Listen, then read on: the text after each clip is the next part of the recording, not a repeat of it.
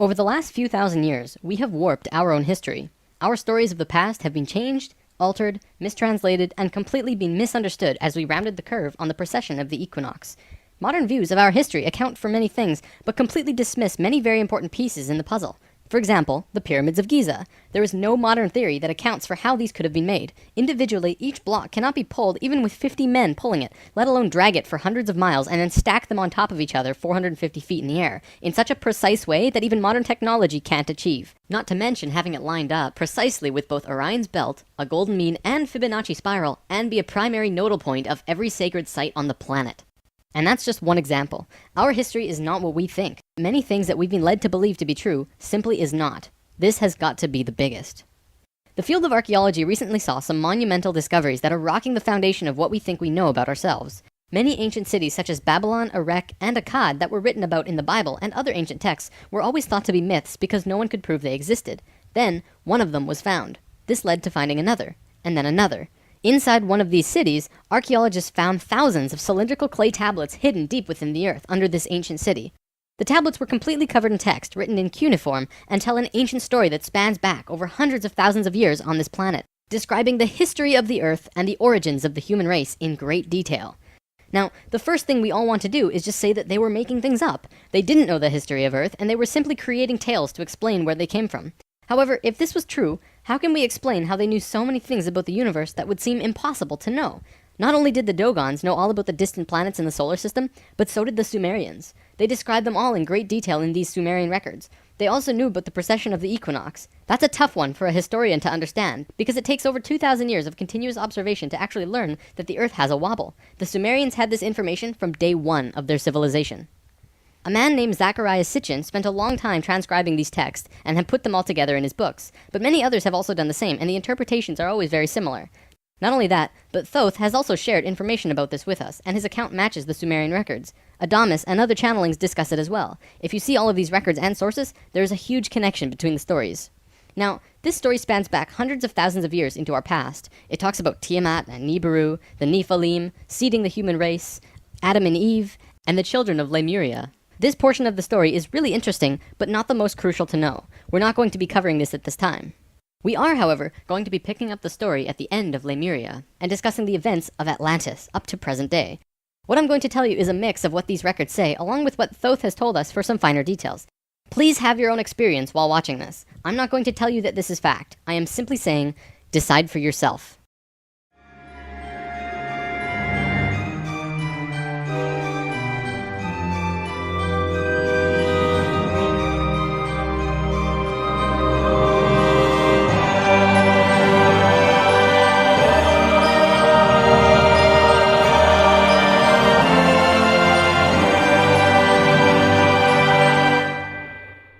There was a time, long ago, when humans existed at a very high level of consciousness. We were interdimensional and were very psychic. We communicated through thought and emotion, much like how animals do rather than speaking or writing, which would seem very primitive.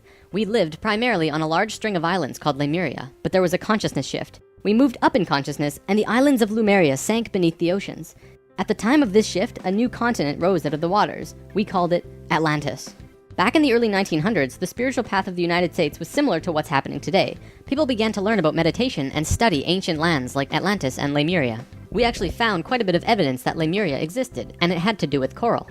See, the ocean floor does rise and fall. Coral can exist up to 150 feet under the surface of the water. In 1910, the surface of the ocean was probably higher because they were able to see coral rings heading away from Easter Islands for a great distance. These rings were estimated to be found at 1,800 feet, which means that for them to have existed, they would have had to be much higher and sunk slowly. Probably more important, they also found the exact same fauna and flora from the Hawaiian Islands all the way to the Easter Islands. This is a great distance, but if you look at a map, you'll see a long string. That string, according to Thoth, used to run along the western shores of Lemuria. It is only on these islands that have the same flora and fauna. Same trees, bugs, bacteria, everything. Science can only explain this if there were closer land bridges between these islands at one point. Although we were studying this at that time, World War I began soon after, and we lost interest in spirituality and the ancient lands for a very long time. After the sinking of Lemuria and the rising of Atlantis, at first the human race became scattered. We moved to various islands and continents all over the world because we didn't have a home. Yet, we didn't know where to go. At that time, there were about 1,000 humans at a very high consciousness, more than all of the rest. They were called the Nakals. Today, we know them as Ascended Masters. The Nacals began preparing Atlantis to be our new home. They projected their energies across the surface of the continent in the form of the Tree of Life, not with 10 circles, but with 12, an extra on top on the island of Udal, and an extra on the bottom in the water. There were 10 components on the mainland, and even though it extended over hundreds of miles on the surface, it was projected to the accuracy of a single atom. We chose to move to Atlantis because of the Kundalini. In humans, the Kundalini is often referred to as the energy serpent that runs up and down your spine. When activated, it provides an immense amount of energy through all of the chakras. The Earth itself also has a Kundalini because the Earth is alive, like an organism, running from the center of the planet to a specific place on the surface. Wherever the Kundalini resides, the people there become the spiritual leaders of the world. The Earth chose Atlantis to be the new energetic center of the planet. After Atlantis, the Kundalini moved to the mountains of Tibet, which is why the Buddhists were the leaders in pure spirituality for the last 13,000 years. It was a very pure place. It moved again within the last 10 years, but that's a story for another time. If you want to read more, check out the book The Serpent of Light by Drunvalo Melchizedek. Suddenly, in a single day, the Nacals breathed life into the Tree of Life on the surface of Atlantis. This created vortexes of energy rotating out of each and every circle. Once the vortexes were established, the children of Lemuria began to be called forth. Millions upon millions of Lemurians who had settled all across the planet began to be pulled toward Atlantis. A great migration began. However, the Lemurian body of consciousness had only reached the age of 12 as a planetary consciousness. Because we were right-brained, we were a female species, like a 12-year-old girl. And some of our centers weren't working yet. They had worked with these energies, but only mastered 8 of the 10. Each migrating Lemurian was attracted to one of these 8 centers on Atlantis, depending on the nature of the individual. There, they settled and began to build cities. That left 2 vortexes with nobody using them, not a single person. These 2 vortexes were pulling life toward them, and in life, you can't have an empty place. Life will find a way to fill it. Similar to if you were driving along a freeway, following another car, and you drop too far behind, someone will fill the place. That's exactly what happened on Atlantis. Though the Lemurians had only filled 8 of the vortex areas, Mayan records state clearly that there were 10 cities in Atlantis when it fell. You can see these records in the Troano document, which is now located in the British Museum. This document is estimated to be 3,500 years old, and it describes in detail the sinking of Atlantis. To fill these 2 empty vortexes, according to Thoth, 2 extraterrestrial races stepped in. Not 1, but 2 completely different races. The first race were the Hebrews, coming from our future. Thoth says that they came from off-planet, but we don't know where exactly. The Hebrews were kind of like a kid who went through 5th grade and didn't make it, so they had to do that grade over again. They learned all the math, the left brain stuff, but they didn't get the right brain aspect of evolving consciousness, the doing. They didn't graduate to the next level of evolution, so they had to do it again. They knew a lot of things that we didn't know yet and brought many concepts and ideas to us that we weren't aware of yet. Now, if this is true, this would explain quite a few things about the Hebrew people in general. They seem to have many sacred geometries hidden within their culture. It also puts perspective on the story of Exodus. Perhaps Moses incarnated into that lifetime to free the Hebrews because they were not direct descendants of humans and were being treated unfairly. Or could it be that Moses was visited by an ascended master of the Hebrews who guided him to free their people? Given what we know about dimensions and consciousness, it definitely puts a fresh perspective on old stories that didn't make much sense. We could talk about this more, but let's continue for now. There were no problems caused by the Hebrews coming to Atlantis. They actually benefited our evolution. The other race that stepped in caused big problems. These beings came from the nearby planet of Mars. See, according to Thoth, Mars looked very much like Earth a little less than 1 million years ago. It was beautiful. It had oceans and water and trees that were just fantastic. But something happened to them, and it has to do with something called the Lucifer experiment.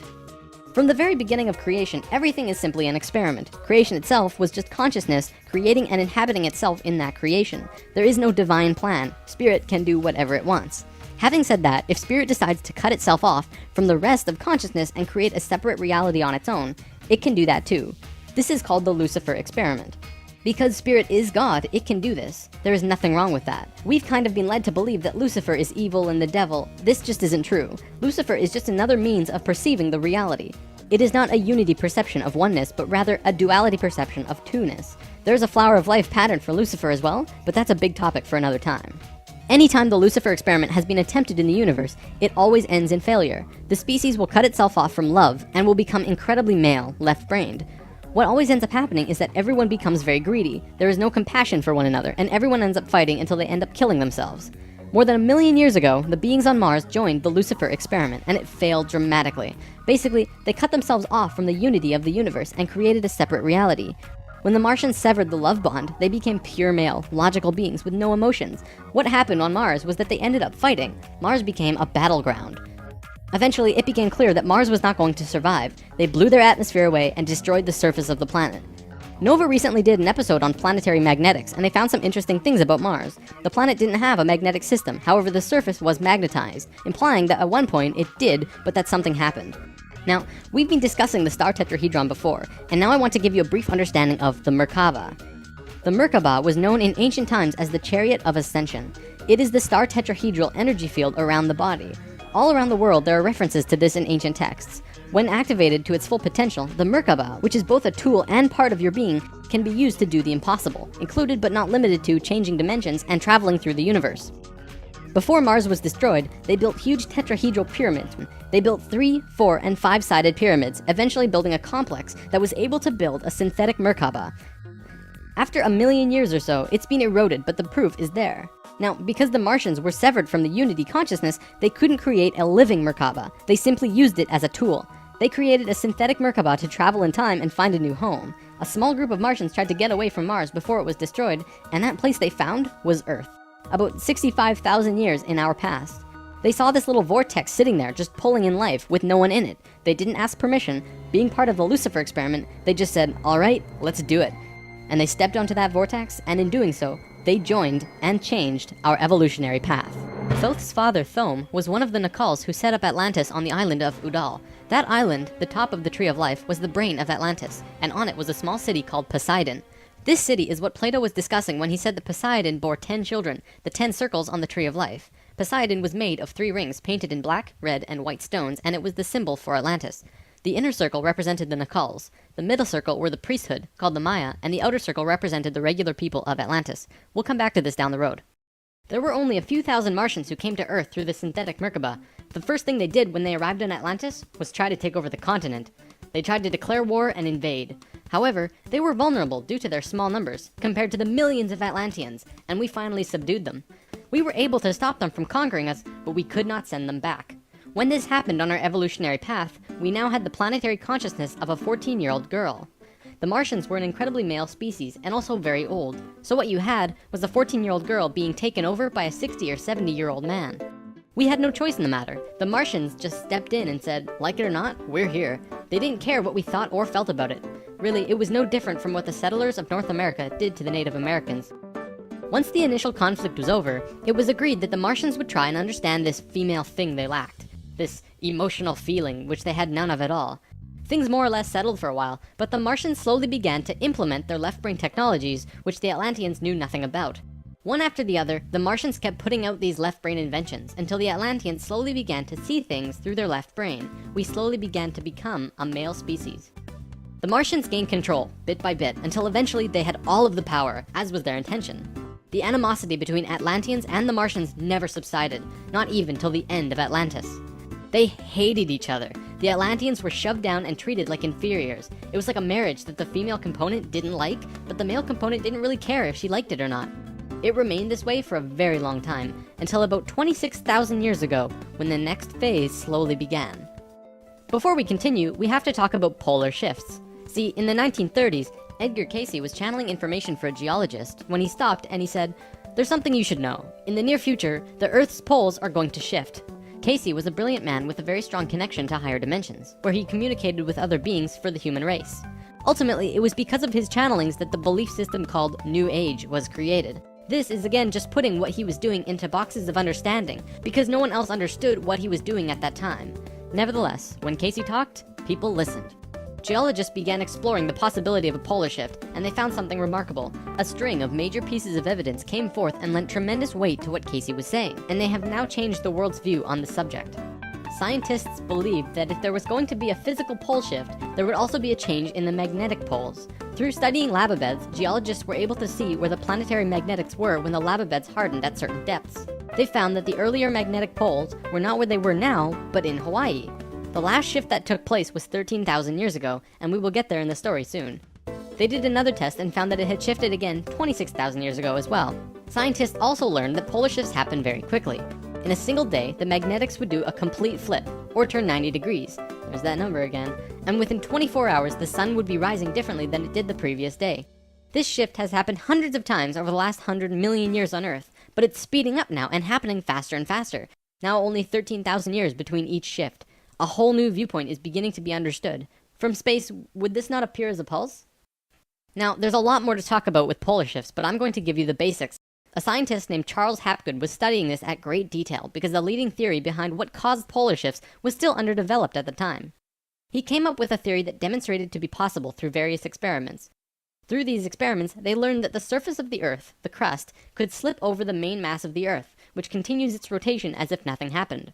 The crust would rotate and spin out of control until eventually it settles again in a new location aligned with the new magnetics. During this time, there are massive earthquakes and tsunamis and devastations that rock the world. Doesn't that sound a bit like the destruction described in the Book of Revelations? Now, I don't want to freak anyone out. Besides Edgar Cayce's account, many other ancient prophecies, including Nostradamus and Mayan prophecies, have talked about polar shifts in one way or another. And modern science is becoming increasingly aware that there is going to be a polar shift in our near future, which is lining up with our consciousness shift, though they don't take that aspect into account. It's funny actually, a while back, NOVA did 2 reports on polar shifts, and both times NASA shut them down. Then recently, NOVA released a new video called Earth's Magnetic Storm. That video shows all of the evidence for pole shifts without actually using the words pole shift. It's almost as if a specific company doesn't want us knowing about this and the evidence that's been brought forth. Polar shifts are directly related to the magnetics of the planet as well. Planetary magnetics are supposed to look like this, but the reality is much different. Our magnetics have been weakening over the last 500 years or so, and today, they look a little more like this.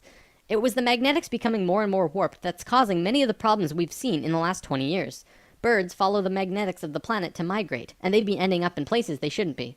Whales were continually beaching themselves in the 90s because they followed these magnetics, which led them to land where there should have been water. As for humans, you know how on the night of the full moon there are more rapes, murders, and violent crimes than any other night of the lunar cycle? Well, the moon affects the magnetics of the Earth, slightly. But the magnetics are so warped right now, it's affecting how we think and act as a planet. Our collapse of social structure is related to the geomagnetics of the Earth. Or perhaps it's the other way around. There's one other thing that we need to discuss about polar shifts. They always line up with a consciousness shift. They are interrelated. Thoth lived on Atlantis for a very long time, and he told us that he saw the Earth shift 5 times, watching the sun rise in the east, and then the west, then the east, then the west. This is how to explain why during a consciousness shift at the end of Lemuria, it sank beneath the oceans and Atlantis rose. If the crust was spinning randomly around the planet, many geological events such as continents rising and falling would take place. Now that we have an understanding of polar shifts, we can continue with this drama on Atlantis. 26,000 years ago, we were exactly where we were today on the precession of the equinox. We had gone through our falling asleep phase, and we were about to begin waking up. It was at this point that there was a small consciousness shift. We actually went down in consciousness, not up. A piece of Atlantis about the size of Rhode Island sank into the ocean. This caused a tremendous amount of fear within the Atlanteans, because they thought they were going to lose the whole continent, like what happened with Lemuria. Because of the consciousness shift, one of the bigger things they lost was their connection to the future. They couldn't foresee big events such as the potential sinking of their home. After about 200 years, this fear began to subside. Now, in both the Bible and the Sumerian records, the accounts of Adam, Eve, and all of their children were recorded to have exceptionally long lifespans, like 900 years or so. So 200 years for us back then is like 20 years for us today. We'll explain how we got there soon. Things kind of settled for a while, and then between 13,000 and 16,000 years ago, a comet approached the Earth. Because we were living at a high consciousness across all dimensions, the Atlanteans became aware of it before it hit. A great conflict occurred in Atlantis. The Martians, who were in the minority even though they were in control, wanted to blow it out of the sky with their laser technology. However, the Nacals had learned of the comet's true nature, and the Atlanteans protested. They said that the comet was in divine order. They had to allow it to take place naturally. Let it hit the Earth. That's what's supposed to happen. The Martians fought the Atlanteans, but in the end they gave in. The Martians agreed to let it hit the Earth. When the time arrived, it came screaming into the atmosphere, plunging into the Atlantic Ocean just off to the western shores of Atlantis, near where Charleston, South Carolina is now, only that was at the bottom of the ocean at the time. The remnants of the comet are now scattered across 4 states, and science has definitely determined that it hit at least 12,000 years ago, if not more. They're still finding pieces today. Although the main portion struck near Charleston, a few fragments actually hit the main body of Atlantis, crashing into an area right where the Martians were living, killing a huge portion of their population. They were pissed. They said, "It's all over, we're divorcing you, and we're gonna do whatever we want. You can do what you want, but we will never listen to you again." We know this whole bit. We've seen it in divorced families throughout the world. And the children? Well, look at our modern world today. We are the children. You can guess what the Martians did next. Their primary interface with the reality was control, and when their anger rose to meet their desire for control, they decided to take over the Earth. They began to once again create a complex like the one they built on Mars long ago to try and create another synthetic Merkaba. If they had succeeded, they would have gained control over everything on the planet. The only thing was, around 50,000 Earth years had passed since they had built a Merkaba, and they didn't quite remember how to do it. But they thought they did. The Martians built the buildings in Atlantis. They set up the whole experiment, threw the switch, and lost control. The destruction was immense. In this reality, you can hardly make a greater error than to create an out-of-control Merkaba. The experiment began to rip open the dimensional levels, not the higher ones, but the lower ones. To give an analogy, if you took a knife and slit open your stomach, the stomach acids would seep into other parts of the body that it's not supposed to be in. That's like ripping open the dimensions. The Martians almost destroyed the Earth. The environmental disaster we are experiencing today is nothing in comparison, though today's disasters are a direct result of these events. Because of this tear in the dimensional levels, a huge number of lower dimensional spirits and beings were thrown out of their comfort zone and into these higher levels. They were forced into a world that they did not know or understand. To survive, they needed bodies and began automatically entering into the bodies of people. For every human body, there were hundreds of lower dimensional spirits inhabiting them. These beings were Earthlings like us, but very different, not coming from this dimension. It was a catastrophe, probably the biggest the Earth has ever seen. The reason the Nacals were special wasn't just because of their incredibly high consciousness, making them like guides of Atlantis. They also had achieved what today we call immortality. Let's just say they figured out a way to keep their body healthy and young for as long as they chose, and could choose to pass on whenever they desired it. When reincarnating, they do not suffer the great memory loss that we do when we incarnate. They did it through their expanded consciousness and tantric interdimensional sex meditations. This is how Thoth was a priest king of Atlantis for thousands of years and stayed on Earth until 15 years ago when he gave all of his memories and understanding about sacred geometry to a man named Drunvalo Melchizedek. The Merkaba is formed out of 3 star tetrahedrons overlaid on top of each other. 2 of them are counter-rotating and the third is stationary. When the Merkaba is formed with the unity consciousness, it is formed internally with love. When it is formed externally through the Lucifer experiment, it does not have that love and can become unstable very quickly.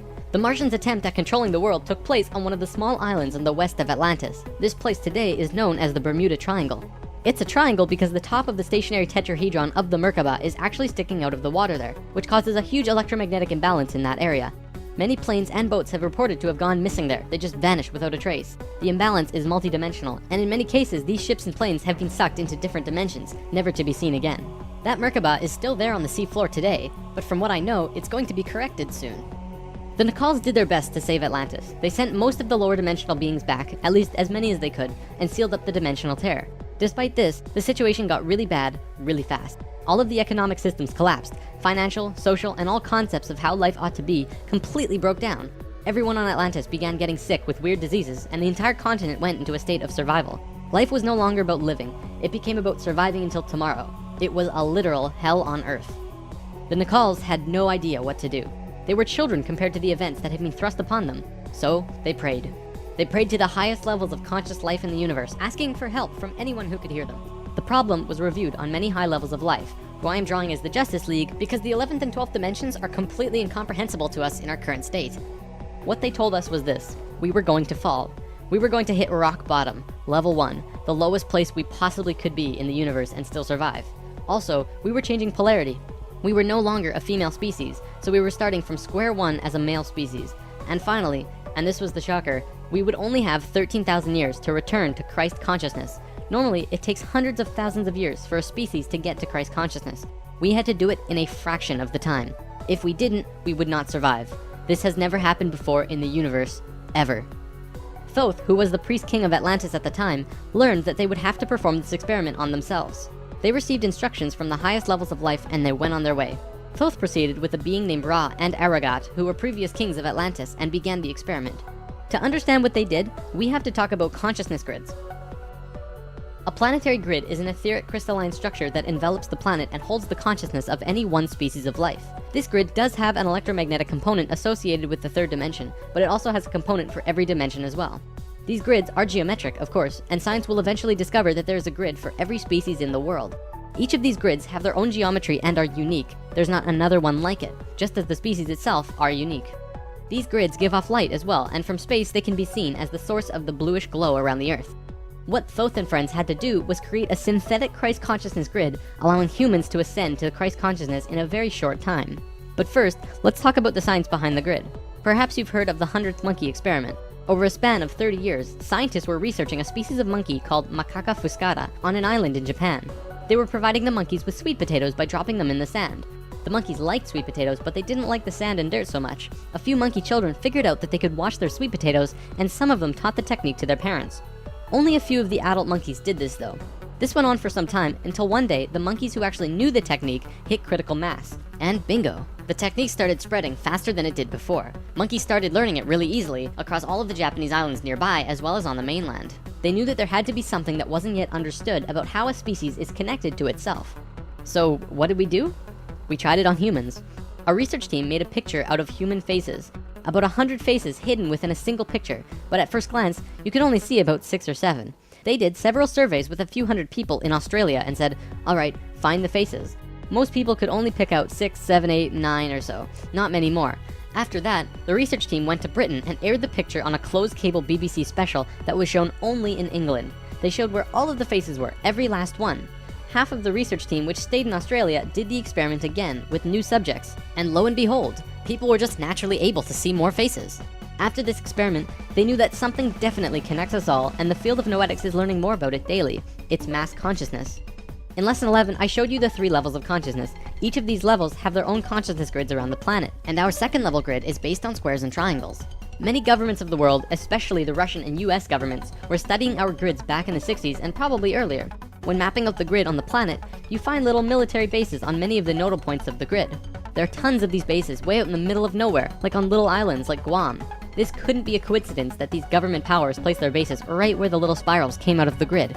They were trying to take control of the grid, because if you control consciousness, you control what we think and feel. Of course, there was another organization that had its hand in both of these governments, and still do, and we will discuss them soon enough. This grid is visible through astral projection as well. 13,000 years ago, it began. Thoth, Ra, and Aragat were to create a global complex that was able to build a synthetic Christ consciousness grid over a 13,000 year time period. The first thing they did was to fly to a place which is now called the Giza Plateau, but back then it was known as the land of Chem. It was also a rainforest back then as well, not desert like it is today. First, they created a grid around the planet 4th dimensionally, and then began to construct it in the physical 3rd dimension. They went to the male energetic axis of the Earth and constructed a complex which today is called the Solar Cross. These men were 6th dimensional beings at that time and were living at a very high level of consciousness, so whatever they thought happened instantly. It was that simple. According to Thoth, he built the Great Pyramid, not the Egyptian king Cheops. Thoth says that it was built 200 years prior to the pole shift and built very quickly. These pyramids were aligned precisely with both Fibonacci and golden mean spirals emanating from out of the solar cross. Interestingly enough, Edgar Cayce also channeled that the pyramids were constructed in this time. The pyramids were also found to be built from the top down. The stones on top were placed first, which has baffled researchers ever since. Every time more is learned about the pyramids, we move further into dark on understanding how they were formed. If what Thoth says is true, well, that explains everything. From there, Thoth and friends constructed an entire network of temples and structures along this grid 4th dimensionally, placing them on nodes on the new synthetic Christ consciousness grid they were creating. All of them were made with Fibonacci or golden mean spirals, and all of them were mathematically referred back to the solar cross in Egypt through the Great Pyramid. The creation of all of the sacred sites on the planet were no accident. It was a single consciousness that created them all, from Machu Picchu to Stonehenge to Zaghuan, you name it. There are a few exceptions, but most were created by a single awareness as part of a unity consciousness grid. Although the Great Pyramid was done all at once, many of these ancient structures of the world were made 4th dimensionally and slowly dropped in frequency until they manifested on the 3rd dimension over a long period of time. Richard Hoagland's research brings this forward, but he wasn't the first either. They showed how one sacred site is extrapolated from another to another to another. A hot topic of discussion right now are ley lines. These are simply geometric relations between sacred sites. Archaeologists are now finding these huge connections between major spiritual sites in the globe, and now we know why they're connected. These sites had to be built physically so that the Christ consciousness grid could manifest.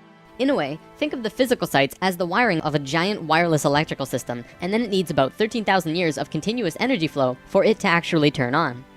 And just so that you're not left in suspense, yes, the grid was completed. It came to life and is now active, though not really used. Congratulations, Earth, we actually survived. Not only has Thoth told us this in person, but he's also written it down in the Emerald Tablets. These tablets were left in the Great Pyramid thousands of years ago. There are 12 tablets in total, formed from a substance created through alchemical transmutation. They are imperishable, resistant to all elements and corrosion. Their atomic structure is fixed in place, and no change can ever take place. In that respect, they violate the material laws of ionization.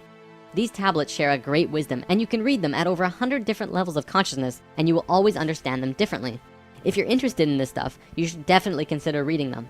As you can probably tell, Thoth plays a pretty large role in what happened. Most of this information comes from him. Thoth also provided most of this information about the flower of life and its geometric relationship to consciousness with us. And this stuff is tied intimately to the geometry of the universe.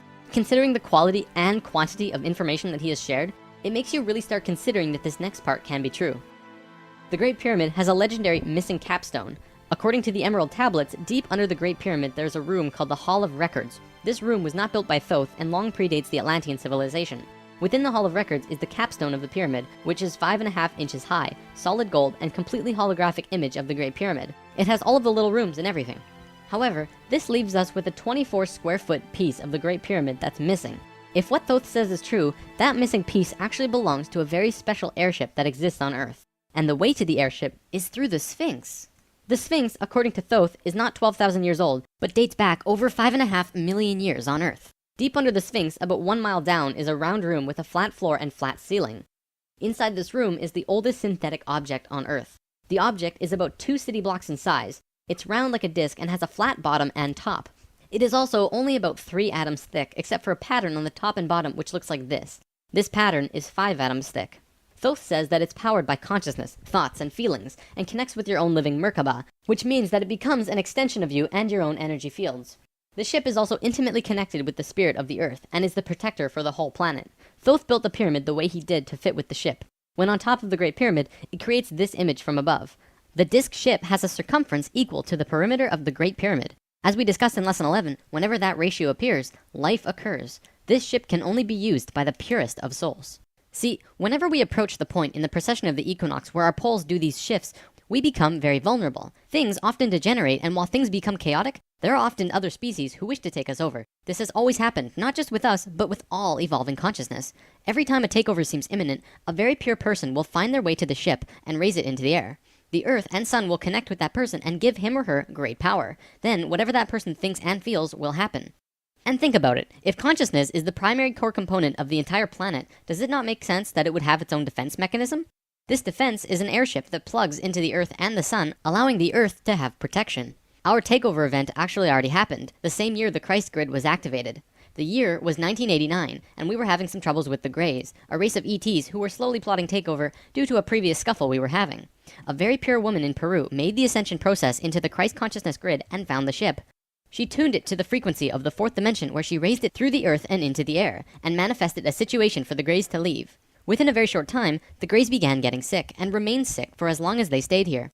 They have been forced to leave for now, and we are once again safe. The ship is a warship in that whatever race is trying to take over, the person will just think them away, think up a situation, and force them to leave.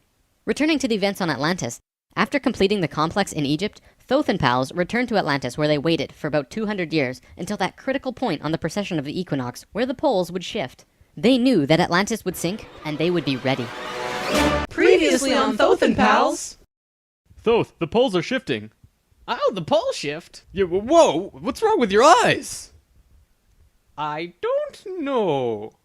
When Thoth first saw signs of the polar shift, they returned to the land of Chem and raised the warship into the sky. They went to Atlantis and picked up the Nacals. The Nacals weren't just passengers though, and each and every being was working in unity to create a very powerful Merkaba around themselves and the ship. They returned to the Great Pyramid and landed the ship on top, forming the phi ratio with the pyramid. And then, it happened. The poles began to shift, and human consciousness began to plummet. Simultaneously, the electromagnetic and magnetic fields of the Earth collapsed, and all life on the planet went into the Great Void, the 3.5 days of absolute blackness described by many ancient cultures in the world. The Emerald Tablets say that whenever we go through a polar shift, we go through a void space as we change our frequencies for about 3.5 days. This is also in the Troano document, depicted by 3.5 stones painted black. This refers to a time when we go through what science calls the electromagnetic null zone. During the pole shift, a phenomenon takes place where everything just seems to disappear for a certain time. Usually it's between 2 to 4 days, and the last time it was 3.5 days. Here's where it gets interesting. What happens to us does not usually happen to a normal species, because most advanced species will have their Merkabas handy at the time of the shift. We didn't, due to our little crisis, and we got sucked into the void space without protection. This resulted in us losing our memories. Science realizes that all of our memories are connected through cells in our brains as well as fields around our heads. What is not entirely understood by science yet, at least not directly, is the connection our memories have with the planet itself. We've discussed this before. The magnetics of the Earth affect how we think and act. The Merkaba is an electromagnetic field that you create around your body that can serve as protection from void as you're consciously going through it. What happened to us when we didn't have that protection? It was a clean wipe. When we existed on Atlantis, we were living at a very high level of consciousness in a higher dimension. We had extremely advanced and sophisticated bodies and minds, and were capable of practically anything, living in a dimension where molecules were spaced so far apart that consciousness could interact with them without physically moving. It's hard to explain because you can literally shape your environment immediately through your consciousness in these higher frequencies. In that sense, we were creators, knowing and understanding oneness, beings of love. But then we fell.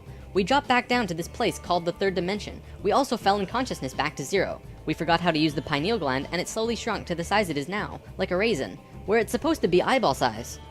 When this happened, we forgot how to breathe source energy into our bodies, and our lifespans went kaput. Eventually, we went from 900 years to what it is today.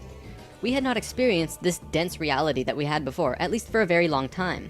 We were kind of like a supercomputer that gets completely wiped, no operating system or anything. We had these advanced physical bodies, but we didn't know how to use them. This is why today we are so physically advanced compared to pretty much all the other animals in this third dimension. For a time, the survivors of the Atlantean fall, and there were a few, were literally hairy barbarians. We even had to rediscover fire. The reason we're having such a hard time finding evidence of Atlantis is because for the most part, the events of Atlantis took place on a much higher dimension than our physical Earth exists on right now. Everything I've drawn of Atlantis can't be taken as that's what it looked like, because it didn't. This landmass did physically exist, but the Atlanteans were not inhabiting that dimension of its existence. If the warship hadn't been protected by the Merkaba, the Nacals would have lost their memories. They retained their memories when the Earth came out of the void and began their work once more. Thoth and 1/3 of the Nacals went to the Island of the Sun in Bolivia. Aragot and 1/3 went to Tibet, and Ra and the remaining third went to Egypt, where they waited. Now, we're going to begin bridging the gaps between this story and our current history. In between the fall of Atlantis and the dawn of our first civilizations, who were the Egyptians and the Sumerians, there was a 6,500 year gap between them. What was happening to us in that time? We have to look at this precession chart again. This is where we fell in consciousness, point C, and this was our falling asleep phase too. Thoth, Ra, and the Ascended Masters were waiting until point D. They had to wait for humans to just evolve themselves over a 6,500 year time period until they were advanced enough to actually receive this new information that they were going to provide. Sometime in here was when the flood of Noah occurred. Because of the pole shift, the Earth went through an ice age. This is scientific fact. When the ice melted, it would have caused massive flooding. DNA is the physical manifestation of who you are. It is your soul's physical aspect. What we are seeing in DNA is changes in the codons. There's 64 possible codons in DNA, and humans only have about 22 or so. What we're finding is that there are 6 more codons being activated within these children, and they are choosing 2 of the 6. These kids are what we call indigo and crystal children, and probably the super psychics as well. Now, this is a chromosome. Basically, what this is lots and lots of DNA wrapped into this weird H-like shape. This is located in every cell and is part of your body of consciousness. What Thoth tells us is that every level of consciousness seen here not only has its own consciousness grid, but its chromosome change as well. The second level, where we are now, has 44 and 2 chromosomes. To any scientist, this is basic biology. The first level, however, has 42 and 2, and this third level has 46 and 2. The fourth and fifth have 48 and 2 and 50 and 2 respectively. The primary physically visible difference between these DNA in all life is height. The first level has an average height of 4 to 6 feet tall. The second level, us, has an average height of 5 to 7 feet. Third are about 10 to 16 feet, which we are about to translate to. Fourth is 30 to 35 feet, and the last is 50 to 60. You may remember a being named Metatron, the Hebrew archangel who is the perfection of what humanity is to become. He was 55 feet tall, that guy. The last 2 heights are far in the distant future for us, though. This is a place in Egypt today called Abu Simbel. The first thing you notice is that these statues are huge, but with the information about the DNA, this paints a different picture. These beings would be in the 60-foot range if they were to stand. They were at the 5th level of consciousness. These beings on a different wall are 35 feet tall, 4th level of consciousness. Here are some 3rd levels as well. Archaeologists saw this and thought that it meant that the man was just much more important than the woman, when in actuality, the kings of Egypt had 5 different names, one for every level of consciousness. Some of the kings were even able to translate into different dimensions, and that's how they guided the population with the power of the gods. In Egypt, according to today's top archaeologists and researchers, the Egyptians and Sumerians both began their civilizations right around the same time from each other, within a few hundred years or so. Both of these civilizations emerged out of nowhere with perfect writing abilities that were not improved upon since. When they first emerged, they were extremely sophisticated and clear, and slowly degenerated over generations. No archaeologist can explain how this happened or explain how it could have happened. They placed Egypt and Sumer into a special classification called stair-step evolution. What happened was, one day, Egypt got its language, full and complete. Then the knowledge leveled off. And then it got another massive leap a little while later. Then suddenly, they knew everything about water and moat systems just perfect.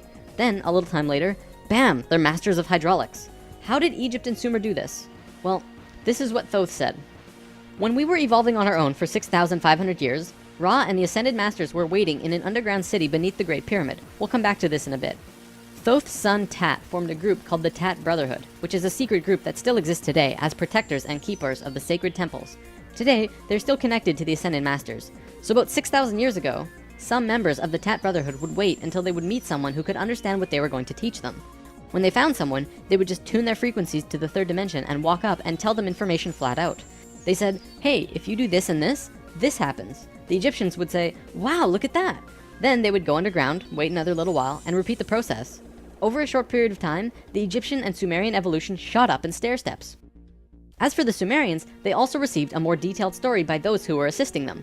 They described to the Sumerians in all of the details they remembered. They said, this is the history of the planet, write it down. The Sumerians knew about the precession of the equinox because they were told it by the Nacals from Atlantis. After this stair-step period, we began to fall asleep further. Things got worse once more. It was our falling sleep stage of precession, and although the Nacals had given us a boost, we were consciously dozing off. On that note, it's time for the story about the city under the pyramid. Keep an open mind about this because there is very little proof for what I'm about to say. For over 40 years, Drunvalo Melchizedek has been studying human consciousness through sacred geometry and spiritual teachers and masters all over the world. In 1996, he was contacted by a source in Egypt who said that something incredible had been discovered. A stone stele came out of the ground between the paws of the Sphinx into the daylight. They removed it and dug into the earth beneath the Sphinx. There they found a room with 3 tunnels leading off of it. One of the tunnels, which went to the Great Pyramid, had another tunnel coming off it, and it was shielded by a wall of light. Bullets could not pass through this field, and people could not even get close to it without feeling like they're going to die.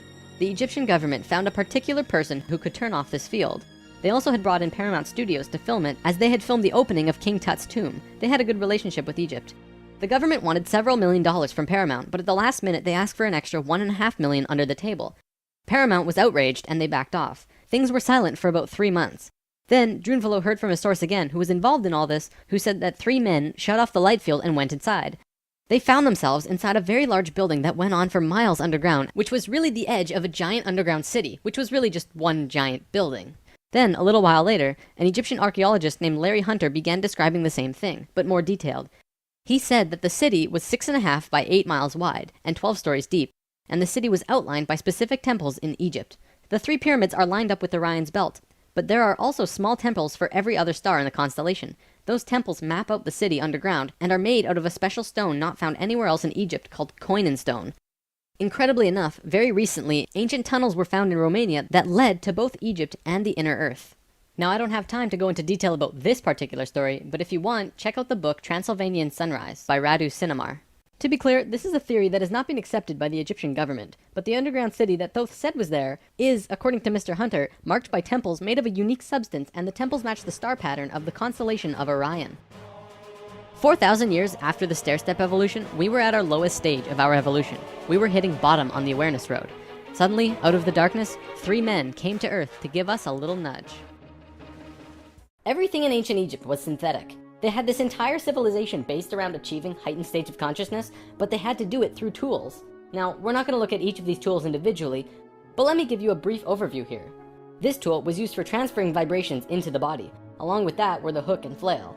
This little device was a kind of generator to increase vibrations, though there's not too much information available on it. This thing, however, was their most important tool, the Ankh. They saw the Ankh as the secret to eternal life, and they used it not as a physical tool, but as an energetic one. They would use this form and Ankh their sexual energy. Now, this could be a huge topic on its own, like how energy travels up and down the body through a vertical tube between 5 energy channels that counter-rotate as they extend through the body. But basically, sexual energy is an incredibly powerful energy. We definitely abuse it today, but what the Egyptians knew was that when you had an orgasm, a very large amount of energy bursts from your root chakra all the way up your spine to the top of your head, and then it gets released. What the Egyptians would do was when the spiral of energy hit their heart chakra, they would onk the energy out of the back of their body and over their head and back into their body, where they would keep the energy and retain a massive energy boost. In other words, if you take a tuning fork and hit it, it will reverberate for a certain amount of time. Then, if you attach an onk on top of it and hit it again, it will reverberate at least 3 times longer. The Egyptians were doing this with their bodies. Moving on, when Atlantis was first formed, the Nacals set up something called a mystery school. This is a special type of school where you learn about consciousness, and you learn different aspects of expanding your own consciousness, and eventually getting to a place where you become immortal. It usually took a very long time to achieve this state, and that's why there were only about 1,000 Nacals in comparison to the millions of Lemurians at the start of Atlantis. The first Atlantean to reach the immortal state was a man named Osiris. Ancient Egypt's mythology tells a story about Osiris, a man who was killed and cut up into pieces by his brother in an act of rage, and then the pieces were scattered. This event, perhaps less exaggerated than the myths, actually did happen, and it took place on Atlantis. Osiris's wife and sister retrieved the pieces, and upon returning the final piece, they restored the creative energy flow and brought his spirit back into the body. Through doing this, Osiris became immortal, and he was the first immortal of Atlantis. This story is told throughout ancient Egypt on many temple walls, and I'm going to show you why. Osiris went through the 3 stages of consciousness. The first one was whole, the second was separated from itself, included physically, and the third was whole again. The Nacals used Osiris's understanding of how he became immortal as a template for how others could do it as well, only through consciousness, without needing to be cut up, of course. This eventually became what we would call the religion of Atlantis, but it was more of a deeper understanding that they were following. This template was also used in Egypt, which we will look at now. Through this stair-step evolution, we began to change from the first level of consciousness into the second. Before the fall, we had incredible memories. It wasn't this vague recollection that we have now, but today we might see it as full-tilt 3D holographic memory. After the fall, we still had a photographic memory and could share these experiences with each other, which is called dream time. It is what the Aborigines of Australia still have today. Through the introduction of writing, however, we began to change from the first level of consciousness into the second. We lost our incredible memories and became very separate from each other and ourselves. Thoth was the one who introduced writing, and if you look at ancient Egyptian culture, it even says, Thoth brought writing to us, as well as many other things. Now that we were in the second level, over time, things began to change, and a very serious problem developed, which if it hadn't been solved, it would have caused a major catastrophe in our own near future. Basically, in Egypt, the Ascended Masters had used Osiris's genetic coding of changing chromosomes to show others the path of ascension. They developed a system of 42 and 2 gods, with a lowercase g. They were actually called Neters. Most will recognize this one. His name was Anubis. There were 42 and 2 Neters who were representative of human chromosomes. Each one of them showed a specific pathway of life or human experience, and people would follow these understandings to learn more about their life or their own reality. The problem developed when both Upper Egypt and Lower Egypt became more separated from themselves, and the meanings of these Neters were lost. Over time, the drawings of these Neters changed, and the meanings changed with them. People had no idea what they meant. Then it got worse, when the Egyptian king Menes merged Upper Egypt and Lower Egypt into a unified country. Menes also merged the belief systems, so now you had 88 gods that people were fighting over to decide who was really God. This was an issue because now they had people not knowing what to believe, completely lost, separated from their understanding of their own divinity and God. Things became separated further, people fought over which gods were really gods. Today we look back and say, wow, they thought there were so many gods, when really, this wasn't the case at all. Even with the help from the Tat Brotherhood, we just couldn't get it right. There was one short period of Egyptian culture that most historians don't really understand. As it's written in ancient texts and hieroglyphs, for 17.5 years there was a bizarre new ruler that completely changed how Egypt was run. And his name was Akhenaten. Before him, there were only kings. Akhenaten was the first pharaoh, which meant that which you will become. He was also, believe it or not, 15 to 16 feet tall, at least that's how he was always depicted, and had an elongated skull. Both of these aspects are related to Christ consciousness. Akhenaten abolished all previous understandings of God and tried to instill a one God understanding in everyone. After 17 years, the majority of Egyptians revolted and Akhenaten was killed, soon to be replaced by someone else, returning to the old system.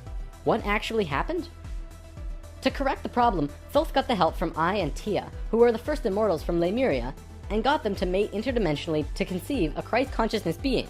Thoth said that he worked with the previous kings of Egypt to help achieve this, and Egyptologists find that Akhenaten came completely out of nowhere. It took some time, and there was a transitional period involving Amenhotep III, but soon Akhenaten was on the throne.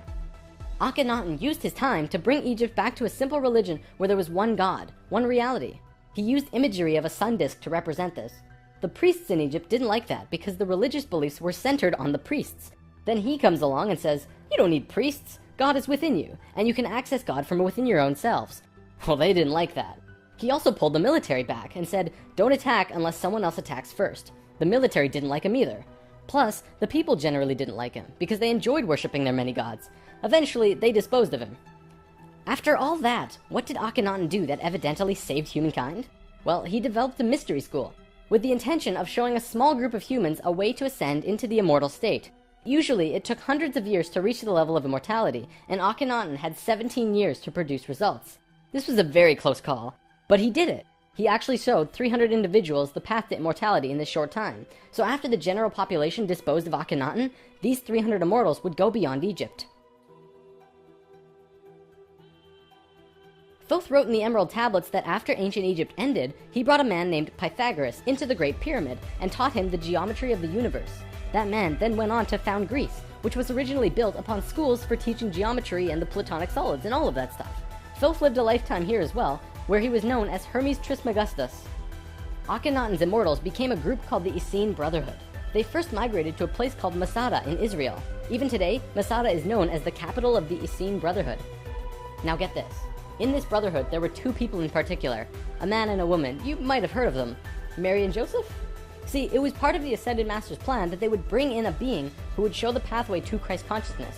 He would come to Earth as a second-level being, a regular Joe, and achieve Christ consciousness through the course of his life. Then, the ascension process, the transitional experience from the second to third level, would go into the consciousness grid that was still being formed. He was able to transition because he was originally from these higher levels. That man is known today as Jesus, although his name at that time was Yahshua ben Hur. If Yahshua had not shown up, we would not have had that ascension experience available to us today. None of us would be aware that these higher levels of understanding even existed, and we would destroy ourselves. According to what Thoth said, Mary and Joseph mated interdimensionally. Mary could have been a virgin, physically, but she mated with Joseph in a way that would allow a soul from a higher reality to come down to Earth and have a human experience. Usually, this is impossible to do otherwise. Through Yahshua's work, he came here just like us, a total human being, but he went through these three important stages: final death, resurrection, and ascension, and gave us these experiences so that we could access them down the road. Now, as we all know, the story of Jesus has a missing piece. He was a child, disappeared for some time, and then showed up again when he was 30.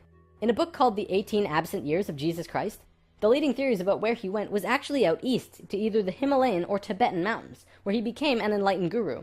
He brought his teachings back to the world after that. If you remember from part 1, the Kundalini of the planet was residing in Tibet at that time.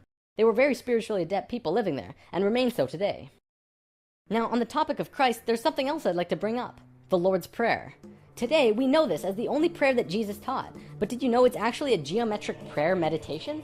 A man named Bodhi McCoy spent over 20 years working with this prayer and analyzing it with sacred geometry, and has discovered some incredible synchronicities. In his book, Live the Promise, he explains how the original prayer, not the extended version mind you, has 7 segments or thoughts, which align perfectly with the 7 chakras as well as the 7 original branches of yoga. Bodhi teaches how to do this prayer meditation, as well as meditations him and his wife have developed based on the Lord's Prayer, called heart dances. It's really quite incredible to see how it all works with the pure geometries of the universe. If you wish to learn more, check out livethepromise.net. If you study Christian religion and Egyptian religion, you'll actually find that they parallel in almost every way except for the Egyptians' understanding of God. Most evidence shows that Christian religion came out of Egyptian religion, and then later they went back and discredited the Egyptians. Around 300 AD, there was a council called the Council of Nicaea, which was the syndication between the Roman political and religious authorities.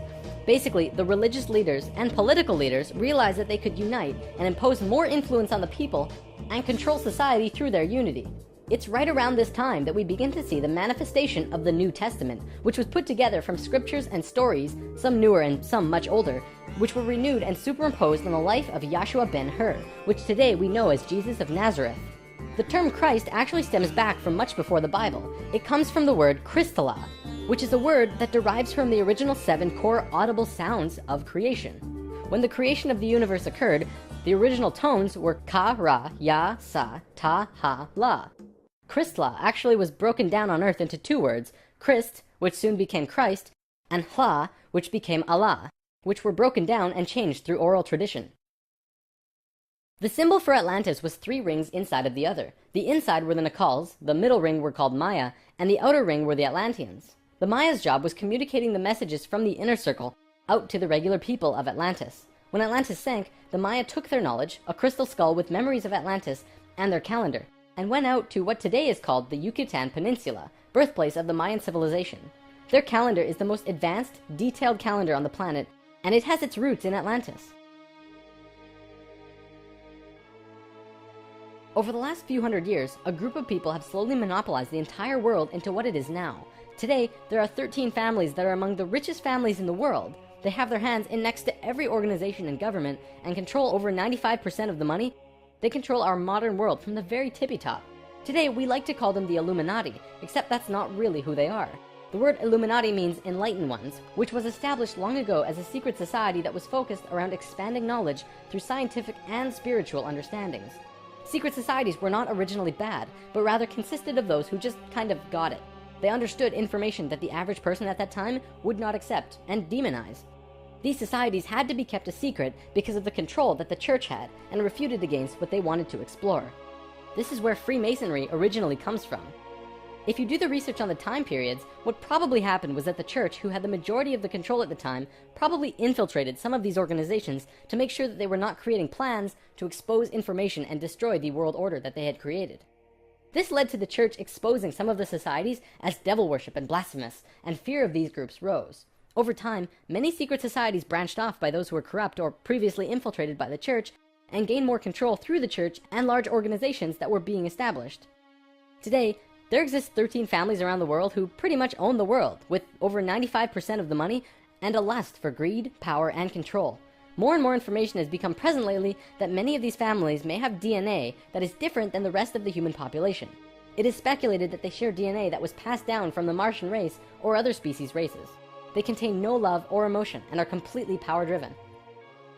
This brings us to the end of the human history story for spirit science, but of course, it's not really the end. For one, we've only really scratched the surface of discussing many of these topics. Secret societies, for example, would take another 2 or 3 lessons to really get into. Plus, the human history story won't end because we're still living it, and what happens next is ultimately up to you. This story, while seemingly unbelievable and at times outrageous, does explain a lot. Think about it. We've covered the Bermuda Triangle, the face on Mars, Jesus, what the Egyptians were doing, the rise of Greece, pretty much most modern religions, the reason we popped up out of nowhere 6,500 years ago, the stair-step evolution of those cultures, and the story of Atlantis, which has been elusive to us at the best of times. It also explains the Great Pyramids and their connection to all of the sacred sites on the planet, the Sumerian tablets, the Emerald tablets, Lucifer, and as for the Hebrews, if you read their Talmud, it actually seems to suggest that they're not from here. I'm not going to tell you to believe it, but it definitely puts some perspective on many questions and aspects about the world which we generally just don't have conclusive answers to. Take it with a grain of salt though. After all, it is just a theory.